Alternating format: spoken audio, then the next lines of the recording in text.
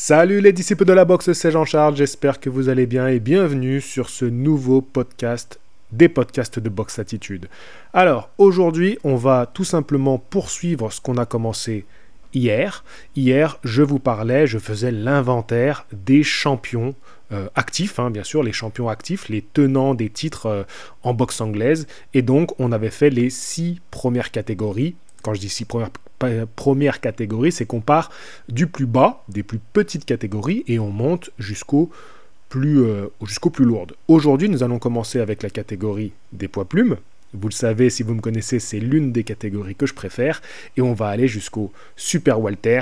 Voilà, j'ai mis la photo de Terence Crawford sur la miniature, mais également sur le fond de vidéo YouTube. Je vous rappelle que aujourd'hui, au moment où cette vidéo sera disponible, vous aurez également l'épisode d'hier en podcast audio, pour ceux qui préfèrent l'écouter en audio. C'est toujours environ 24 heures après. Donc là, c'est disponible en audio pour ceux qui veulent l'écouter ainsi. On a fait peu d'audience hier, je m'en doutais un peu, je vous l'avais dit dans le podcast. Par contre, des commentaires vraiment sympas, vraiment pertinents. D'ailleurs, j'ai décidé d'en lire de lire un des commentaires. Mais voilà, je tenais juste à vous dire, si vous n'avez pas entendu la première partie, donc sur les champions des plus petites catégories, je sais que peut-être ça vous intéresse un petit peu moins. Là, je pense que déjà, on aura un peu plus de gens qui vont être intéressés par ces catégories. Et puis, bien sûr, les poids lourds, je pense qu'il y aura encore plus de monde. C'est comme ça. Mais n'hésitez pas à aller écouter ça juste pour votre culture. Voilà, votre culture de la boxe. Je trouve que c'est intéressant. Donc, comme ça, on va essayer de faire au moins 500 vues sur la vidéo d'hier. C'est pas beaucoup. Mais en tout cas, merci pour vos commentaires. Ils étaient vraiment sympas. Et donc, je vais en lire un. C'est Nept5281 qui nous dit: pour l'anecdote, le champion WBC des junior lightweights, Pania... Alors, il a dit Praditruc, c'est le nom que j'avais tellement de mal à dire. Je ne sais pas si vous vous souvenez, pour ceux qui ont écouté hier. Donc, on va l'appeler Pania.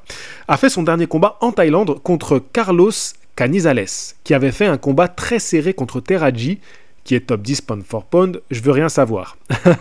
Oui, parce qu'il a été retiré, Teraji. Non, je crois qu'il y est aujourd'hui dans le ring. Faudrait qu'on aille vérifier. Le titre, donc je reprends le message.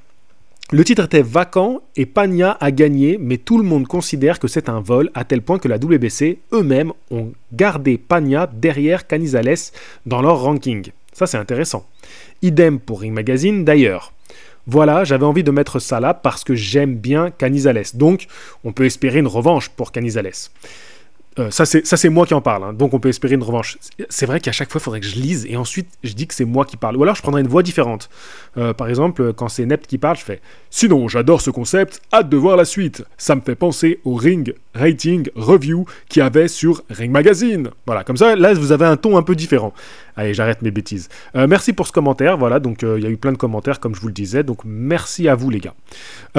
Avant de me lancer, je vous rappelle que j'ai ouvert une seconde cagnotte, toujours pour réaliser mon projet du documentaire sur la boxe japonaise. Cette fois-ci, c'est pour payer les traducteurs. En parlant de ça, je viens de recevoir la traduction donc par un nouveau traducteur, donc c'est le deuxième qui travaille avec moi, sur la 3e interview. Celle-ci, je la garde secrète jusqu'au documentaire final. C'est l'interview d'une combattante, une boxeuse, parce que j'ai réussi à avoir une boxeuse aussi que j'ai interviewée, et ça sera dans le documentaire final. Et oui, il y a bien des éléments qu'il faut que je vous garde un petit peu cachés, mais là, ce que je vais vous sortir avant le documentaire final, c'est le cœur de boxeur.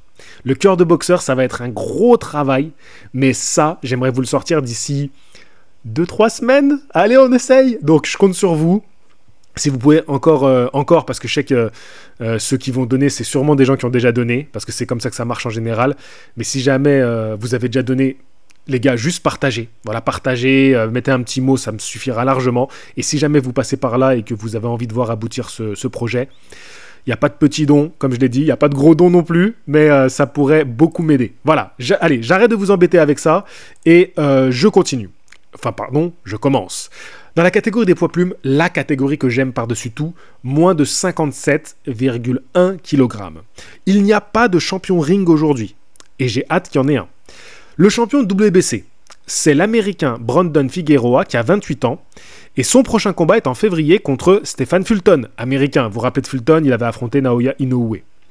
Dans la carte, Benavides, David Morel. Donc là, c'est le week-end prochain. Il faut vraiment que je fasse une vidéo sur Benavides, David Morel, même si j'ai déjà sorti une vidéo en vrai pour les membres, il y a quelques semaines déjà.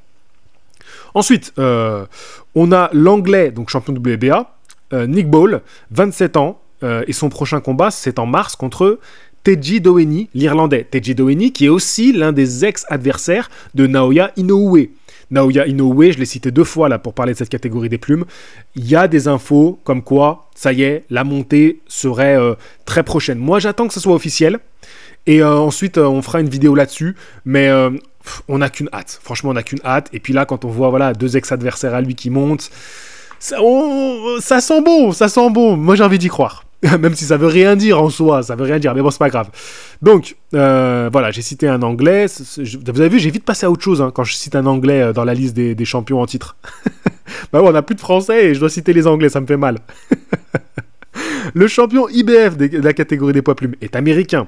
C'est Angelo Leo qui a 30 ans. Son dernier combat était en août 2024 contre Luis Alberto Lopez, qu'il avait battu par un KO exceptionnel. Pour moi, c'est l'un des KO de l'année. Juste aller taper Alberto Lopez KO contre Angelo Leo, c'est incroyable, incroyable.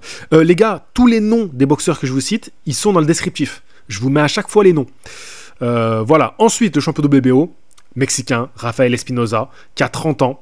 Son dernier combat était en décembre 2024 contre Robesi Ramirez, qu'il avait stoppé au 6e round, et c'était un combat revanche. Moi, j'aime beaucoup le Cubain Robesi Ramirez, mais là, cette fois-ci, malheureusement, même si je trouvais que techniquement, il contrôlait bien son combat, il faisait pas les mêmes erreurs qu'au premier, ben, je sais pas ce qui s'est passé avec son œil, et j'espère qu'on le reverra sur un ring, mais du coup, c'est un combat qui est assez frustrant. Je vous invite plutôt, du coup, à voir le premier combat, si vous voulez découvrir ces boxeurs. Espinoza Ramirez, le 1.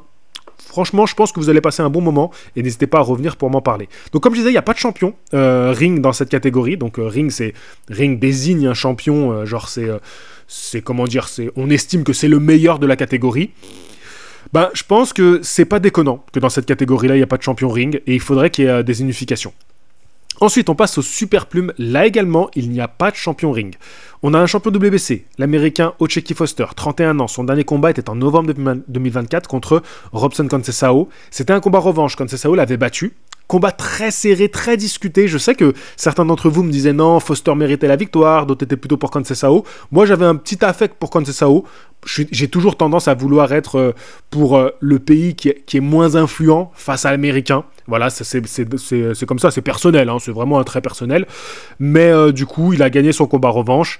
Et aujourd'hui, on aimerait bien voir Ocheki Foster aller vers une réunification. Pourra-t-il le faire? Parce que dans cette catégorie-là, face à lui, il y a quand même du niveau. Les super plumes, c'est une catégorie qui est relevée. Même si elle n'est pas très médiatisée. Tu vois, elle souffre du manque un peu de reconnaissance parce qu'il n'y a pas de noms qui sortent un peu du lot. On a le champion IBF qui est irlandais, Anthony Kakase, qui a 35 ans. Son dernier combat était en septembre 2024 contre Josh Warrington. Alors, c'était pas une défense de titre contre Warrington. C'était dans une soirée Riyadh Season. Kakase, il a quand même s'est fait des noms en 2024. Et moi, j'espère qu'en 2025, il va continuer à nous faire des affiches sympas qu'on a envie de voir. Le champion de BBO, c'est un Mexicain, c'est Emmanuel Navarrete. Son dernier combat était en décembre 2024 contre Oscar Valdez. C'était un combat revanche, je vous le signale. Et l'année dernière, il a aussi tenté de monter chez les légers pour affronter le champion Denis Berinchik. On en reparlera un peu plus tard du champion Denis Berinchik. Bon, ça s'était soldé par une défaite contre Berinchik au point. Et puis il était redescendu et il avait défendu sa ceinture qu'il n'avait pas perdu. Arrangement WBO, tout ça, tu connais. On a un autre champion, c'est le champion WBA dans cette catégorie, c'est l'américain Lemon Roach qui a 29 ans.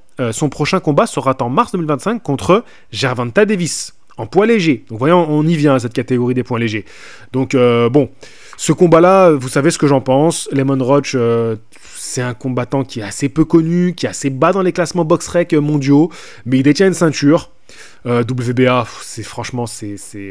parfois la WBA, c'est vraiment du grand n'importe quoi. Et bon, il va faire ce combat contre Gervonta Davis. Franchement, vous savez ce que j'en pense. Et si vous le savez pas, quand je te dis ça, tu comprends ce que j'en pense. On passe au poids léger. Ah oui, juste, pas de champion ring, c'est normal. C'est normal. Mais s'il y en a un qui devrait la mériter dans cette caté, disons qu'il y en a un qui pourrait potentiellement l'avoir. Pour moi, c'est Navarrete.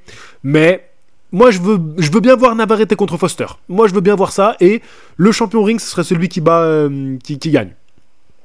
Ensuite, chez les poids légers, pas de champion ring également. Et pourtant, là, il y a tellement de quoi faire dans cette catégorie. Mais il n'y en a pas un qui fait un peu plus que les autres. Il y en a un qui fait un peu moins que les autres, mais il y en a un qui fait un peu plus que les autres. Chez les légers, on a le champion WBC américain Shakur Stevenson, j'allais dire Shakur, qui a 27 ans. Son prochain combat est en février 2025 contre Floyd Schofield, américain, et ça sera dans la carte Beterbiev-Bivol. Bon, c'est bien, Floyd Schofield, c'est bien. Mais Shakur Stevenson, c'est vrai qu'on attend un peu plus. Voilà, on attend un peu plus dans cette catégorie des légers. En parlant de quelqu'un dont on attend un peu plus, bah, c'est bien sûr le champion WBA américain Gervonta Davis, 30 ans, qui va affronter donc, comme je vous le disais, le champion WBA de la catégorie inférieure, qui est un inconnu au bataillon. Voilà, je suis désolé. Je sais qu'une fois, on m'a repris un peu dans les commentaires, tu dis c'est un inconnu, mais quand même, il est connu. Gars, on parle de Gervonta Davis, on parle de la star mondiale de la boxe. Et tu me sors que son adversaire, là, oui, c'est quand même quelqu'un, Lemon Roach. Non, les gars, faut pas déconner. Très, très, très décevant. Mais bon, c'est comme ça. Mais voilà, là, je fais l'inventaire. On n'est pas en train de les condamner. Non, c'est juste l'inventaire. Le champion IBF est ukrainien, Vasil Lomachenko, 36 ans. Son dernier combat était en mai 2024 contre George Kambosos Jr. George Kambosos Jr. qui va revenir prochainement. On en parlera plus tard, enfin dans un autre podcast ou dans une vidéo. Et je tenais à signaler quand même que Loma n'avait plus détenu de ceinture depuis novembre 2020, lorsqu'il avait perdu contre Teofimo Lopez. Donc quand je suis allé chercher cette stat, parce que je me suis dit, attendez les gars, mais quand Loma il a gagné son titre, là, ça fait un moment qu'il n'avait pas été champion. Et donc je suis allé vérifier ça, et tout à fait, novembre 2020 quand même, ça commençait à remonter. Donc à 36 ans, il se défend le Loma, mais là, c'est en suspens, et ça m'étonnerait pas que dans les prochains mois, la ceinture IBF soit mise vacante et qu'il y ait un combat qui soit organisé pour qu'on ait un nouveau champion IBF, parce que j'ai l'impression que Loma va peut-être pas revenir de sitôt. On continue avec les Ukrainiens qui détiennent aussi la ceinture WBO. C'est Denis Berinchik qui a 36 ans lui aussi, et son prochain combat est en février 2025 contre Keishon Davis américain. Donc potentiellement, on va avoir les Américains qui vont récupérer une nouvelle ceinture ou pas. Moi, comme je vous le disais précédemment, vous avez compris, je serais pour Berinchik. Même si peut-être en termes de boxe, j'ai un peu une préférence pour Keishon Davis. Oui, c'est vrai. Mais je vais quand même être supporter de Berinchik. Voilà. On passe à la catégorie supérieure, les super légers. Donc j'ai arrêté de vous donner les poids, les gars. Peut-être que vous aimez bien quand je fais ça. Mais encore une fois, tous les poids sont en description de la vidéo. Donc moi, les super légers, c'est moins de 63,5 kg. Le champion WBC est un Dominicain, Alberto Puello. Il a 30 ans et son prochain combat sera en mars 2025 contre Sandor Martin, qui est espagnol. Alors, je suis assez intrigué par cette affiche. J'aime bien Sandor Martin, que ce soit un Dominicain qui détienne la ceinture, je suis content aussi. Donc voilà, ces deux pays, moi je trouve que c'est cool qu'ils aient un titre mondial. Donc même si Sandor Martin il gagne le titre, que l'Espagne ait un titre mondial, je trouve ça super pour eux. C'est un petit pays boxe, hein, c'est comparable à la France et à l'Italie, hein, on est un peu dans le même panier. C'est pour ça que peut-être que je vais un peu soutenir Sandor Martin. Voilà, l'Espagne c'est à côté, européen, je vais avoir un tout petit côté où on est pour les cousins espagnols qui sont juste à côté. Voilà, j'aurai ce petit penchant là dans ce combat là, mais en vrai, pas plus que ça. Alors, il y a une question que vous êtes sûrement en train de vous poser. Et si vous la posez pas, vous remettez-vous en question, les gars, parce que vous devriez être en train de vous poser la question. Et la question que vous devez vous poser pour ce titre WBC, c'est: et Devin Haney alors? Eh oui, Devin Haney qui détenait le titre WBC, qui a perdu contre Ryan Garcia, mais de toute façon ne pouvait pas perdre son titre, parce que Ryan Garcia n'avait pas fait la pesée, et pour avoir un titre mondial, tu es obligé de réussir le poids. Et en plus de ça, le combat qu'il a perdu a été transformé en no contest. Donc clairement, pourquoi Devin Haney n'a plus le titre WBC? Bon, pour l'instant, il y a un peu un point d'interrogation autour du retour de Devin Haney. Donc, son titre aujourd'hui est considéré comme entre les mains de Alberto Puello. Mais pour moi, le champion, le réel champion, hein, bon, voilà, c'est quand même Devin Haney. Donc bon, on va enlever pour le moment un titre pour les Américains, on va le mettre aux Dominicains. Pour le moment, jusqu'au retour de Devin Haney.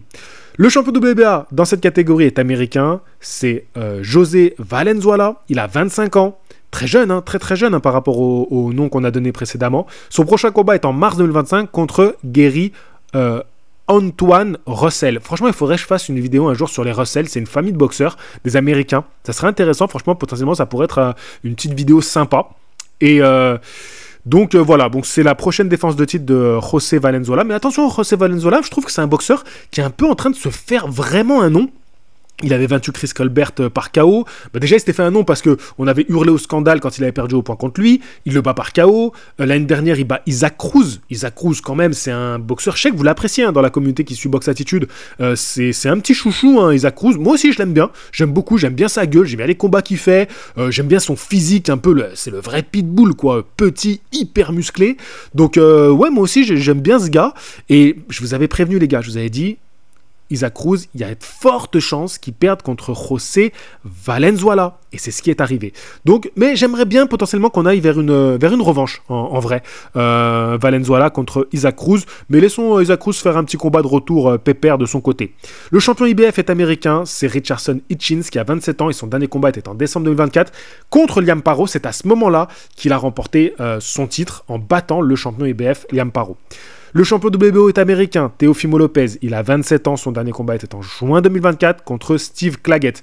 Année 2024 pour le champion WBO très décevante. Pourtant, il est encore aujourd'hui considéré par Ring comme le champion Ring. Donc c'est bien Teofimo Lopez qui est champion Ring. Aujourd'hui, c'est vrai que les autres n'ont pas fait suffisamment pour aller lui disputer cette ceinture. Mais aujourd'hui, pour moi, la ceinture Ring chez les super légers devrait être vacante. Pour moi, Teofimo Lopez ne la mérite pas. En tout cas, il ne la mérite plus. Et pourtant... Vous le savez que dans cette génération-là, c'est mon petit chouchou. En vrai, c'est mon chouchou par défaut, parce que ça devrait être Gervonta Davis. Mais comme il me saoule tellement et que je respecte mais 1000 fois plus les propositions de combat de Lopez depuis ces dernières années par rapport à Gervonta Davis, c'est devenu mon petit chouchou numéro 1 dans ces catégories-là. Nous montons chez les poids Walter. On n'a pas de champion ring. Et c'est une catégorie aussi qui est assez ouverte. Mais moi, le champion ring, je pense que dans pas longtemps, on va l'avoir. Je vais m'expliquer.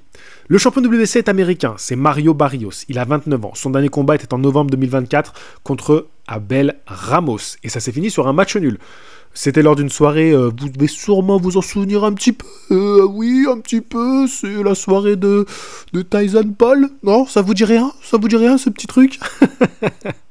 Passons au champion WBA, c'est le Lituanien... Eimantas Stanionis. Eimantas, peut-être ça se prononce comme ça. Stanionis, c'est plus facile à retenir. Qui a 30 ans. Je passe tout de suite en champion IBF, qui est l'américain Jaron Ennis qui a 25 ans. Et pourquoi je passe tout de suite au champion Jaron Ennis? Parce que les deux vont s'affronter. Ça sera en avril 2025. Stanionis contre Ennis. Donc on va avoir un champion unifié. Et pour moi, les gars, je vous le dis, dites-moi ce que vous en pensez dans les commentaires. Mais le champion ring de la catégorie, c'est le vainqueur de ce combat. Ah, pour moi, il n'y a même pas discussion. On lui remet la ceinture ring immédiatement au vainqueur de ce combat. Ça va être très intéressant. J'ai hâte de voir ça. Le champion WBO, qui est en réalité champion intérimaire. C'est l'américain Brian Norman Jr. qui a seulement 24 ans, très jeune. Son dernier combat était en mai 2024. Et donc, je sais pas trop quoi faire de cette info. Voilà, j'ai quand même accordé le titre WBO, enfin, j'ai accordé un titre de plus aux Américains avec ce titre WBO. Le champion, on passe au champion dans la catégorie des super welter. Là, non plus, il n'y a pas de champion ring. Donc, on a le champion WBC américain, Sebastian Fundora, qui a 27 ans. Son dernier combat était en mars 2024 contre Tim Tszyu. Le champion de WBO américain, Sebastian Fundora, c'est la même. Pardon, je lis mes notes, donc ça fait pas très fluide. Mais donc voilà, il détient les deux ceintures, Fundora. Le champion de WBA est américain. Terence Crawford, 37 ans. Dernier combat en août 2024 contre Israel Madrimov. Et enfin, le champion IBF est russe. Bakram Murtazaliev, 32 ans, son dernier combat était en octobre 2024 contre Tim Tszyu. Gros KO, grosse performance. Si vous n'avez pas vu ce combat, je vous invite à le voir. Alors, c'est une catégorie hyper intéressante, les super welter. C'est peut-être l'une des catégories dont on attend le plus d'affiches. Malheureusement, alors que Terence Crawford, qui en arrivant dans cette catégorie, aurait pu enfin donner de la lumière à ses combattants, faire qu'on s'y intéresse vraiment à leur juste valeur. Parce que Fundora Tszyu, c'était sympa à voir. Murtazaliev Tszyu, c'était super à voir aussi. On aurait pu avoir Fundora... Fundora, il n'a pas combattu depuis mars 2024. On aurait pu avoir Fundora Errol Spence Jr. Potentiellement, Errol Spence Jr. une revanche contre Crawford. Bref, on avait des choses à faire. Malheureusement, le boxing business fait qu'on aura très certainement Crawford-Canelo. Et pour moi, je trouve ça tellement dommage. Je vous le dis là parce que c'est dans le moment où on parle de cette catégorie. C'est dommage parce que ça nous enlève un vrai narratif autour de ces champions. Bon, maintenant c'est comme ça. Enfin, vous imaginez un peu Crawford-Murtazaliev. Quand tu vois la perf de Murtazaliev, Moi, je vous le dis, Murtazev Crawford, j'aurai un peu les fesses serrées quand je vais regarder ce combat-là. Parce que moi, vous savez, Team Crawford, les gars, ça fait v'là le temps. Mais là, j'aurai un petit peu les chocottes. Donc non, franchement, il y a tellement de beaux combats à faire. Bon, voilà. Fundora, c'est un peu dommage qu'il ne combatte pas plus. Mais bon, à mon avis, il avait beaucoup de négociations avec Spence. Et j'ai l'impression que ça ne se fait pas. Tim Tszyu, ça aurait été sympa une revanche contre Fundora, clairement. Immédiate, ça aurait été super d'avoir la revanche directement. Bah, tu sais, en octobre, quand il a combattu contre Murtazev. Là, malheureusement, vu ce qu'il a pris, il faut qu'il revienne tranquille. Donc voilà, j'en ai fini avec cette nouvelle inventaire des boxeurs. Et tout de suite, je vais vous dire un petit peu, on va faire le décompte des champions. Du coup, je fais le point sur les titres répartis selon les pays. Alors, nous avons en troisième position donc, de ces catégories intermédiaires, à égalité avec une seule ceinture, la Russie, la Lituanie, la République dominicaine, l'Irlande et l'Angleterre. En deuxième position du podium, avec 2 titres, on a à égalité l'Ukraine et le Mexique. Et nettement devant, mais alors vraiment très très très loin devant, avec 14 ceintures, les Américains. Donc on est d'accord qu'à la fin, ça va se disputer entre le Japon et les États-Unis, cette histoire. Hein, parce que avant, moi j'avais pour souvenir que les Mexicains, pour moi, voilà, c'était les pays boxe et tout. Mais là, clairement, je crois que même sans avoir fait le décompte, on verra, parce qu'il reste encore quelques ceintures quand même à distribuer, mais même sans avoir fait le décompte de la dernière partie qui va être vraiment les poids lourds, je crois qu'on a une petite avance pour ces 2 nations, hein, États-Unis et Japon. Hein. On verra bien donc la conclusion finale, on verra donc qui va se distinguer des plus hautes catégories. Et surtout, on fera le point sur l'ensemble un peu. On verra quels sont les 3, 4, 5 pays où il y a le plus de champions. Et donc, je vous rappelle, hein, si vous devez vous installer dans un pays de boxe parce que vous êtes boxeur, hein, vous-même là qui m'écoutez, si jamais vous êtes boxeur, si jamais t'es entre les poids plumes et les super Walter, c'est les États-Unis, mon garçon, hein, où il faut aller. Allez, je vous dis à la prochaine. N'hésitez pas à mettre un petit commentaire pour participer à ce genre de podcast. Moi, j'aime bien vous lire. Et puis, peut-être que je sélectionnerai ton commentaire pour le podcast de demain. Je te dis à demain. Allez, à la prochaine. Fighting!